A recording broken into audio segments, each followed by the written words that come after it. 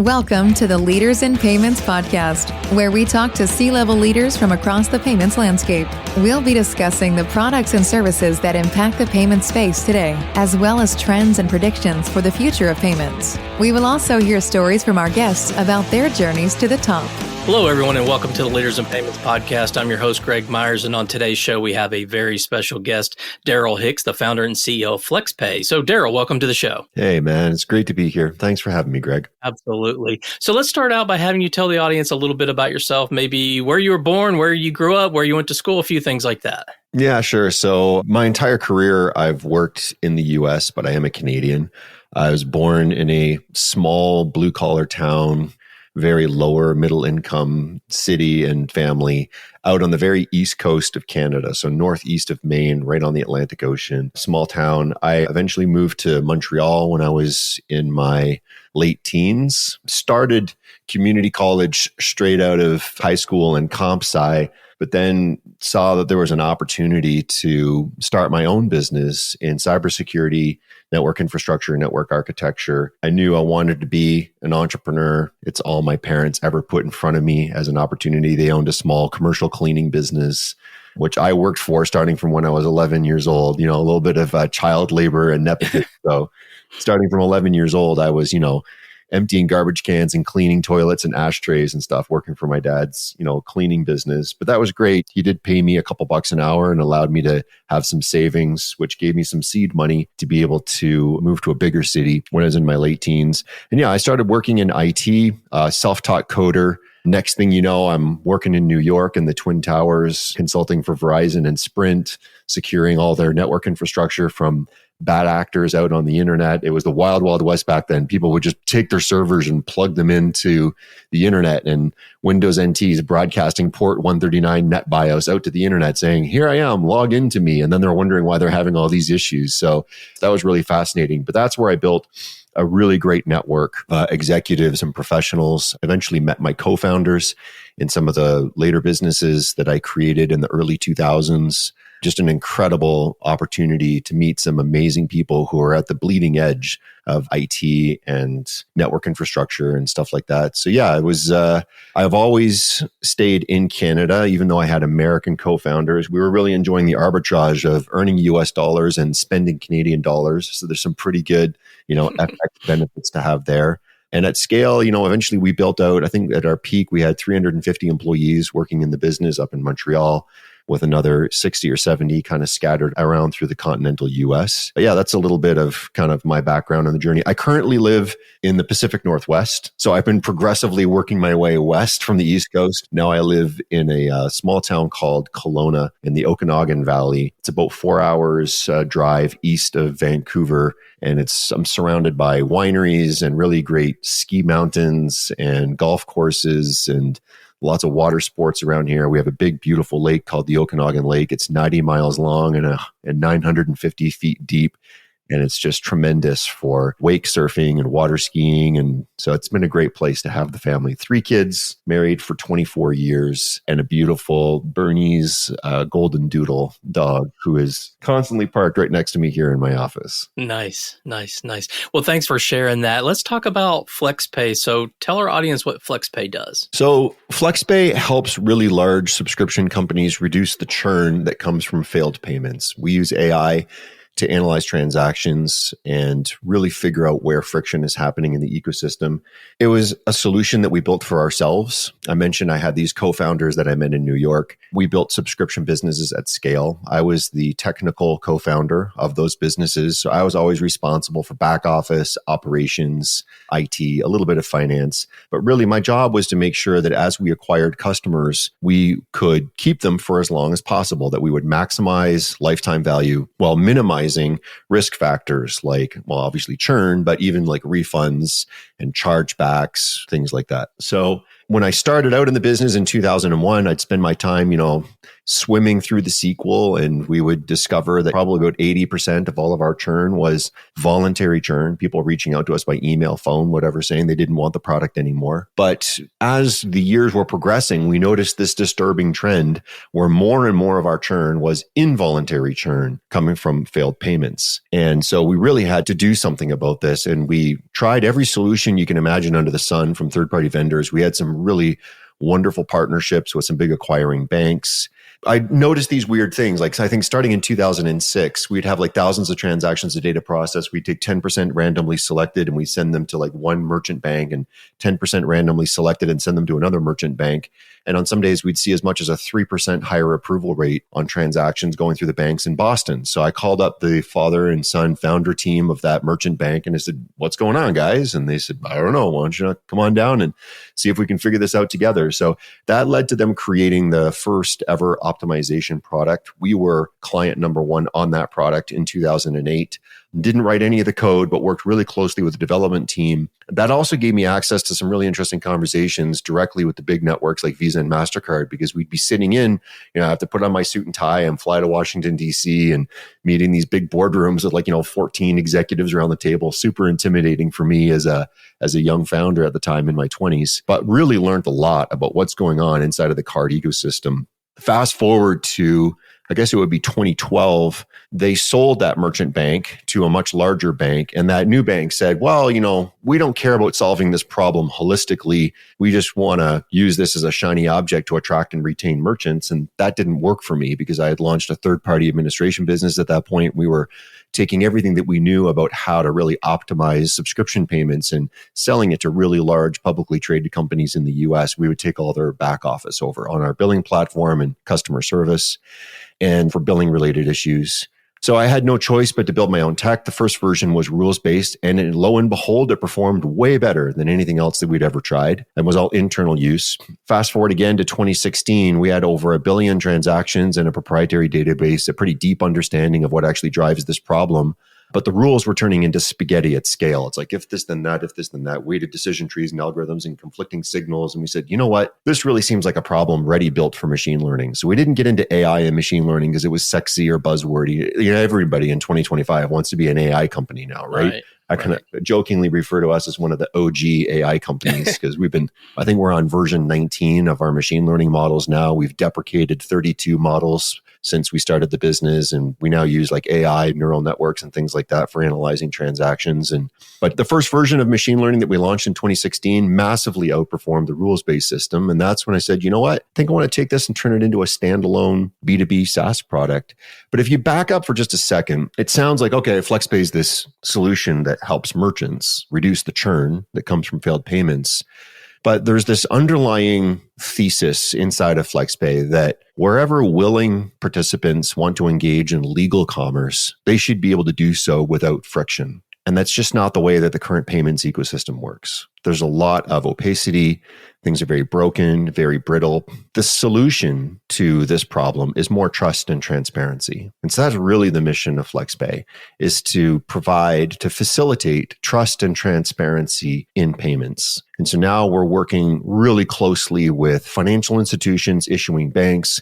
We have data sharing agreements with them where we send them tremendous amounts of data from the merchant side that they're previously blind to. And in exchange, they provide data exports out of their fraud tools that help us build better machine learning models to better understand how to get merchants the approval rates that they deserve, the good actor merchants. And we are very, very careful to avoid any kind of negative merchant bias in our system. So, who has a lot of failed payments? Sometimes it's the higher risk merchants. We deliberately stay away from all those kinds of merchants. We're very choosy about who we let onto our rails because we really believe, and we have data to prove, that the ecosystem is not working properly, that good quality merchants are suffering with a tremendous amount of friction. It's suboptimal. And we're working hard to deliver on this promise of the next generation of payments infrastructure to power the modern economy. Okay. When you look at the subscription business, other than high risk, are there areas that you focus on, or is it really any business that has subscriptions? When we first started out, we were focused on SMB. Tech works beautifully for small merchants and large alike.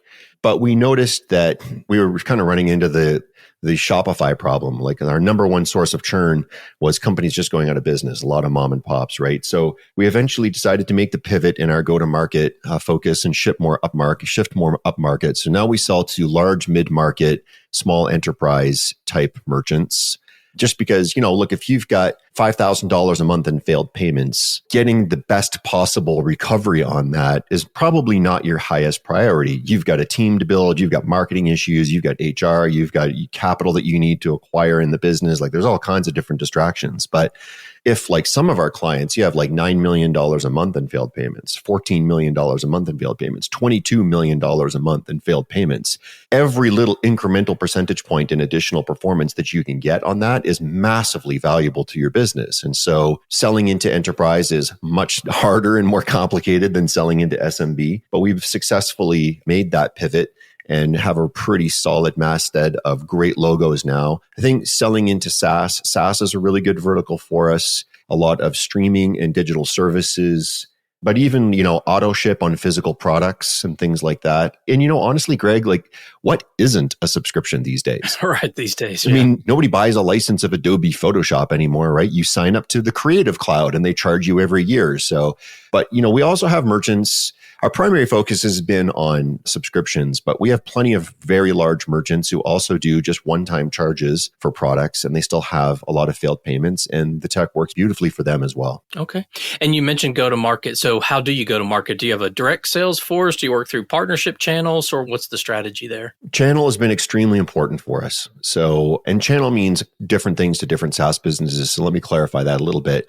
Channel is traditionally referred to as someone white labels your product and takes it and distributes it, and you give them wholesale pricing, and then they take care of selling it and signing customers up. We do a little bit of that. There are some platforms out there that provide billing services to merchants, and they did come up with a press release and they say, we have this new AI-driven failed payment recovery tool.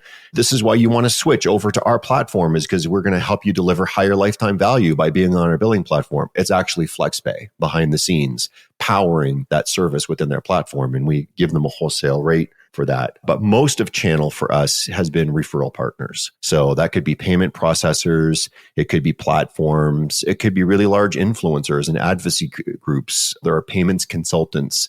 But basically, there's a lot of people out there who work with exactly the merchant that fits our profile, and they refer those customers over to us, and we pay them a fee on that. So channel is kind of both. If I combine both of those together, the white label sort of traditional channel as well as referral partners, it makes up probably about 42% of all the revenue that we have right now. So a pretty meaningful chunk. And that's growing. And we're very bullish on our ability to expand that. The rest of it is a lot of direct selling. So, the traditional stuff, like, hitting a lot of trade shows, doing podcasts like this and webinars. We have a BDR team. We have like a named account strategy. So account-based marketing that's working really well. And yeah, that's kind of the go-to-market that we've had so far. Okay. What would you say differentiates FlexPay from your competitors out there? I'd say three things. One, we just have a very, very deep understanding of what's causing this problem at the root. And we're working on not just providing a service to merchants, but we're working on infrastructure. Like, as I kind of walked out to you, this idea of facilitating trust and transparency in payments. It's at a much deeper level than just how can we come up with a better widget for merchants. So that really deep understanding, and that led to really deep partnerships with financial institutions that it turns out are really passionate about this. And the reason why the partnerships with the FIs are so important is that there's who actually decides whether a payment is going to be approved or declined when you submit it. It's very rarely your merchant bank like Stripe. There's a little bit of filtering they can do for fraud because they don't want exposure. It's very rarely the card networks like Visa and Mastercard. There's a little bit that they do to kill transactions that are suspicious. The vast preponderance of the decisions to approve or decline the transaction are made at the issuer level. So it only makes sense that you have direct partnerships with those FIs, and we get two things out of them, insights and data.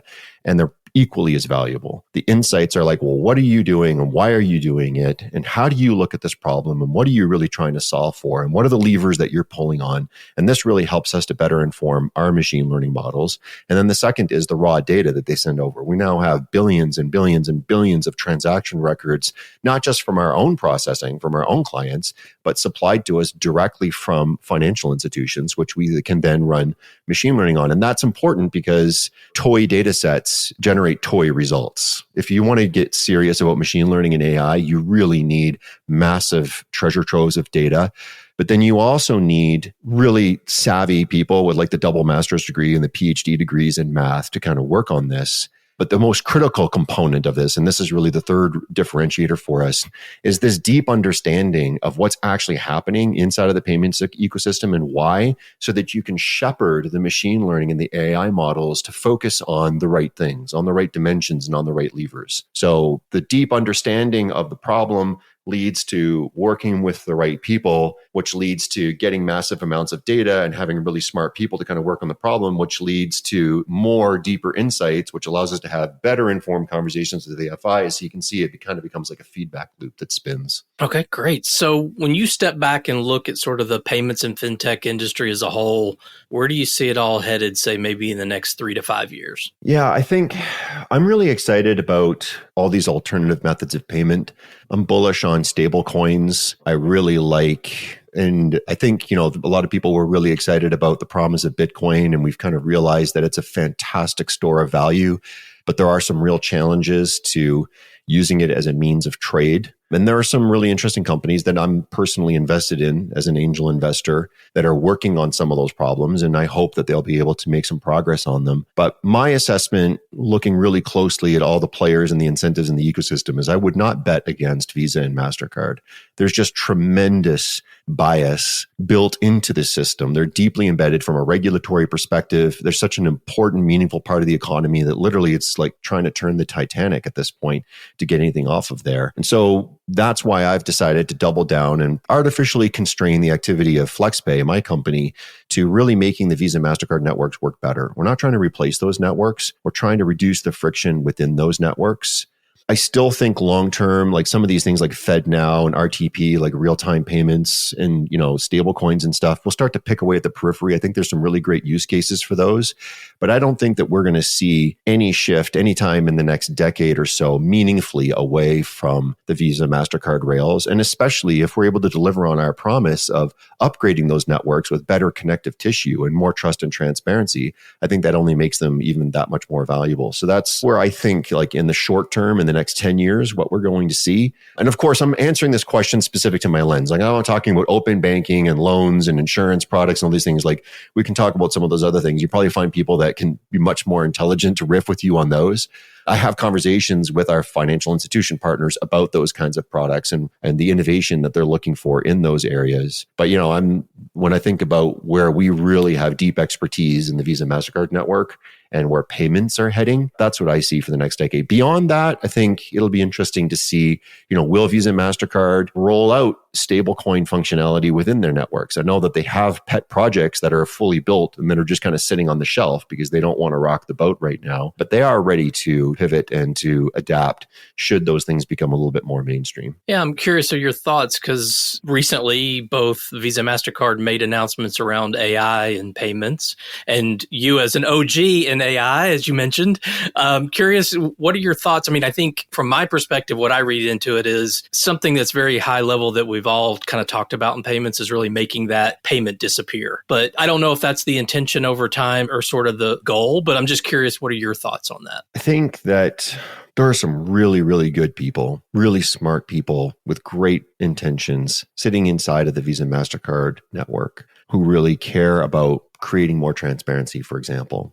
Unfortunately, what we see is that the right hand doesn't know what the left hand is doing quite often. I don't think that you need me to tell you, Greg, that innovation very rarely comes. If you look historically at where innovation happens, very rarely comes from within these really large organizations. They're so big that they're too big. They can't get out of their own way, basically, as they roll things out. So there are some people that say the right things and that mean to do really well and are actively working on these things, but they're fighting against multiple conflicting forces. Not everybody inside these organizations agrees on what the right solution is.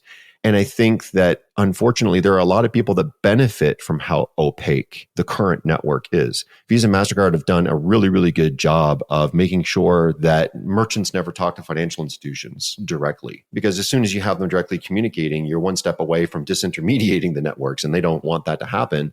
And so they have this incentive to kind of create this opacity and to stay deeply embedded into the middle and say, well, you don't need to talk to each other, just work with us and we'll make it all work better. But then that lack of transparency enables all kinds of bad behavior. Human beings are incredibly good at following incentives. And so there's all these unintended second order and third order consequences of this lack of transparency that turn into the friction that we're seeing. And by the way, fraud as a problem, the need for Flexpay would not exist, I believe, if there wasn't fraud. It's because of the prevalence of fraud that a lot of the networks and the issuers say, well, we can't be transparent about what we're doing and why we're doing it, because then the bad actors are going to reverse engineer our fraud systems and we're going to have more fraud losses. And we have to keep these systems, even if you think about it, anti-money laundering and OFAC are two really important considerations from a regulatory perspective for FIs. They must have systems embedded that check against lists that say, we're not going to process transactions for like embargoed countries, or even within certain countries, there are certain merchants or certain transaction types that are embargoed. But as soon as you have this system that's able to filter, then all of a sudden you'll have a financial institution that says, well, I have a moral problem with gambling, so I am not going to facilitate any of the online gambling transactions. But they don't publish that anywhere on their website. They don't tell their customers when they're switching to that FI, by the way, if you get a credit card from my bank, you're never going to be able to go on DraftKings. But yet that ends up being the way that it works. So I think it's totally appropriate in a free open market for a financial institution to make that kind of decision. I just think that it should be transparently disclosed. And there are certain cardholders that are going to be very aligned with that vision and say, yes, that's the kind of FI that I want to work with. And I don't care because I don't do online gambling and I like all the other bells and whistles that I get working with that FI. So the transparency will mean that certain people in the ecosystem are not going to be able to do things that they do today. But I think everyone understands that ultimately that's where we need to go, that everyone will benefit and you will have, like if we could just perfectly identify which transactions are fraud and that we want out of the ecosystem, which ones aren't, then everyone would really benefit from that. And then all these ancillary things where people are taking these auth decisioning platforms and crowbarring other things into it. And by the way, cardholders are also gaming the system, right? All these virtual cards where you can turn on a virtual card, you can sign up to a subscription because maybe there's a promotional offer or an incentive and you get the incentive and then you log in and you turn your balance to zero and then the merchant's not able to charge the card anymore. And they don't really understand why because there's no transparency in what's actually happening. So the opacity of the system is facilitating all kinds of edge cases all over the place of suboptimal behavior from multiple different players. And that's really what we need to get out of the ecosystem. Okay. Well, let's switch gears a little bit and talk about you. You talked a little bit about your journey, but maybe talk us through the kind of founding story. Are you the sole founder? Maybe a little bit about the background there and just kind of walk us through that if you don't mind. Yeah. So when I first started out, Flexpay is my 8th business. Well, 9th if you include my window washing business. I started when I was 18. I'm not so sure that one counts, but definitely a serial entrepreneur and have built, multiple large businesses. I'm very proud of the fact that in aggregate across the businesses that I founded or co-founded, I've created over 1,000 jobs in North America and generated, in the hundreds of millions of revenue and really good returns for our shareholders. I've had a couple of exits in there as well. I had an amicable parting of the ways with my co-founders back in 2011. And so went back to becoming a sole proprietor at that point. But, like any great founder, I've got an incredible team that works with me. And quite a bit of the executive leadership team inside of Flexpay have been with me through multiple businesses. So a lot of them worked with us in the previous business where we were incubating this technology that became Flexpay. And we worked through like divesting ourselves and selling off assets and getting rid of all the rest of the other business so that we could focus solely on this business. So that's part of the origin story. We are institutionally backed. So we've raised a fairly significant amount of capital from financial institutions, from fintech-focused VCs and private equity. Very grateful to have their support. And you do need capital to go out and build this tech and to be able to fund the growth and the speed. But I'm still majority shareholder and largest shareholder inside of the business. I paid for that privilege. The seed capital for the business came out of my own genes from previous exits. And I think that that's also something that's really important. If you're going to go solve this problem, and I've seen this across other industries, having I don't want this to come across the wrong way, from a place of ego or anything, but being able to have one person that can really make the call, who has voting control, chairman of the board, founder, CEO, the deep understanding and the will to just drive something through. There's still no guarantees that someone's going to be successful, but there's so much that you're able to do from being nimble and really pushing things through and bringing people together in order to really bend the market to your will, so to speak, that I think comes as an advantage along with that. As far as why I'm really passionate about this, I had a bit of a troubled childhood growing up. I was really badly bullied when I was in elementary school and junior high, got beat up a lot, jumped from behind. I had my front teeth chipped out and chased with broken baseball bats, and had a pretty nasty experience with some of the teachers in my school as well, a real lack of support from them, which really caused me to be super sensitive and really, really upset about creating more accountability, a real sense of justice and fairness as well. Understanding that people in positions of power, the greater the amount of power, the greater the need for accountability. But in order to create accountability, you need transparency. If the people in the position of power had all the facts available to them to really understand the ground truth of what's happening and knew that their decisions were going to be out in full sunlight for everyone to see, I think that we would build a much better society and system. And so some of my own personal experience from my teenage years really created that sense of, I'd say justice and the need for trust and transparency. It's deeply embedded into my DNA. It's also one of the core values of Flexpay, radical transparency. Ray Dalio talks about this in his book, Principles, and how it's a double-edged sword. Not everybody's able to work and, successfully inside of an organization that's radically transparent, but that's one of our core values as well. And I think it's one of the reasons why, this team is perfectly suited to go work on this problem, because this is what's needed. If you talk to the people who really deeply understand what's broken inside of payments today, they'll tell you that more trust and transparency in the payments and the ability to very transparently share all the data that's available on all sides of the ecosystem and to be able to make better decisions based on that data is the real answer to the problem. And so that's what we're working on. Okay. Well, it's obvious what your passion is on the business side, but what about a personal passion? Yeah, I live here in the Okanagan Valley for a reason. I lived most of my life in really big cities during the pandemic. The value proposition of living in a dense urban environment was seriously mitigated, especially here in Canada. The lockdowns were pretty severe. In Montreal, we even had curfews at one point because, COVID only comes out after 8 o'clock. So, right. But turns out that quality of life here in a place like Okanagan Valley was tremendous, because everything that people do in dense cities is like going to nightclubs and restaurants and festivals and the symphonic orchestra and sports teams when they're in the playoffs. That's all the best stuff of being in a big city.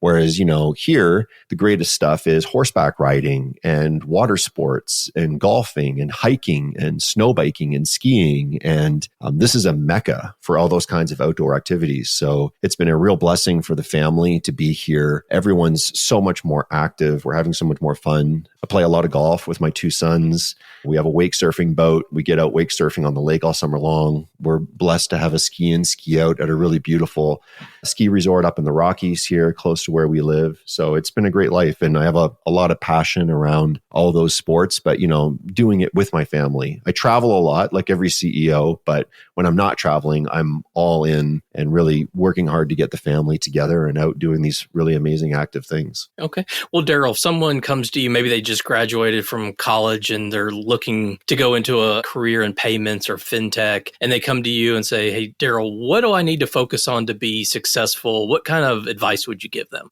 Well, I mean, there's the obvious ones on like, think about what you're really passionate about. This is what I even do with my kids, like what you're naturally drawn to, like what kind of YouTube videos you watch in the evenings and the stuff that you do where you just get into a state of flow and you completely lose track of time. Like my oldest son is just super passionate about all things cars. And he's constantly watching YouTube videos and like how to change your own suspension and change your own radiator and change your own brakes. And he's always been really gifted mechanically with his hands. Well, that's probably going to be a really great place for him to focus on, where he's going to go and work. If you are really passionate about payments, which is rare, but does happen, I'd say one of the biggest lessons that I learned early in my business that I try to share with people is, I think one of the smartest things I did before I had my first dollar of revenue in Flexpay, we built a killer advisory board. You can't do things on your own, and being able to find, curate, incentivize, communicate, compensate a really killer advisory board or a tribe of people around you has been a massive unlock for me. I would not be where I am today if it wasn't for the advisory board that we built together. I have a really great framework on that, which I teach to founders and to executives. I recorded a video on it and I share it with people completely for free. The framework that I learned from a mentor of mine, and then I kind of added to it and refined it with some business coaches.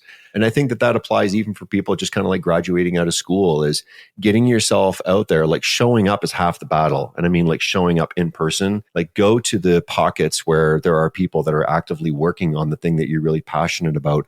Find out what problems they have and find ways that you can provide value to them and start to build that connective tissue and those relationships with them, and just get yourself out there and find out more and who are the major movers and shakers and players in the ecosystem. And you'll find that all kinds of doors will open to you as a result of that. Okay, great. Thanks for sharing that. So we've covered a lot of ground about the company, the industry, and you. Is there anything else you'd like to cover before we wrap up? No, I mean, I think this was a pretty wide-ranging conversation. I think, this whole idea of like how, I think this solution that we're bringing out for payments on trust and transparency, the same sort of model applies to a lot of other problems that we have in society. I think that the more you have a concentration of power, we need institutions, we need large organizations to bring together people within them and work on really important things. Like if you want to go fast, go alone. If you want to go far, go with a team. So we're going to need teams and we need institutions. But the larger the institution and the more the concentration of power, the more the need for transparency. It's something that I'm deeply passionate about. And I think is something that we need across all kinds of aspects of our society. I'm working on it in payments. I got payments. I'll take care of that.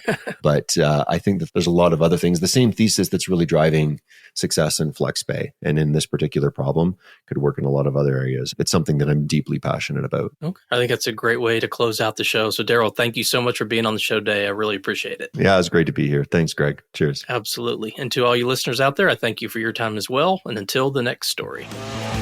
Thank you for joining us this week on the Leaders in Payments podcast. Make sure you visit our website at leadersinpayments.com, where you can subscribe to the show and where you'll find our show notes. If you enjoyed listening, please share on your social channels as well.